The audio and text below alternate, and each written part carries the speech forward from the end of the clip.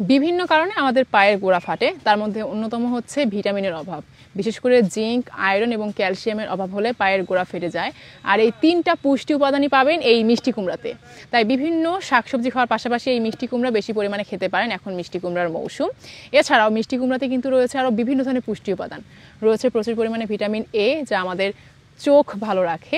রয়েছে প্রচুর পরিমাণে ভিটামিন সি, যা চুল ভালো রাখে, ত্বক ভালো রাখে। রয়েছে অ্যান্টিঅক্সিডেন্ট, যা আমাদের ত্বকে বয়সের ছাপ পড়তে দেয় না। তাই মিষ্টি কুমড়া খাবেন।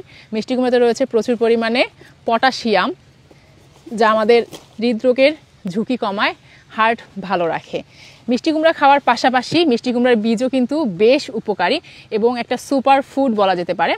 এর বীজে থাকে প্রচুর পরিমাণে ম্যাগনেসিয়াম, যা রক্তে শর্করার মাত্রা নিয়ন্ত্রণে খুব ভালো কাজ করে ডায়াবেটিস রোগীদের জন্য, তাই এটি বেশ ভালো একটি খাবার।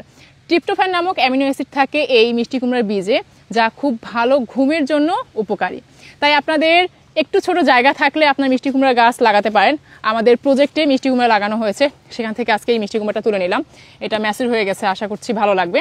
এটা যদিও মনে হচ্ছে উপরে সবুজ, কাটলে ভিতরটা টুকটুকে হলুদ এবং আশা করছি মিষ্টি হবে খেতে।